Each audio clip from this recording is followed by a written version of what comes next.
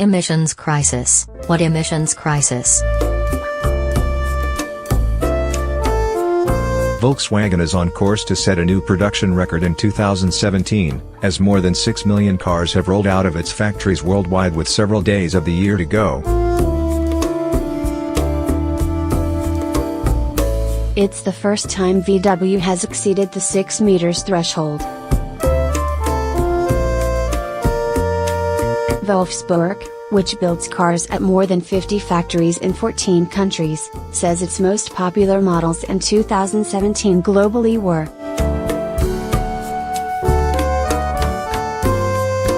VW has built more than 150 meters vehicles in the past 72 years and its product portfolio now stretches to more than 60 models.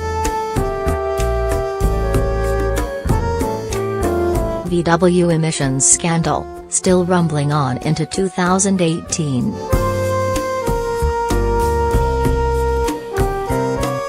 Today's production milestone reflects that Volkswagen has rebounded well from 2015's diesel emissions scandal.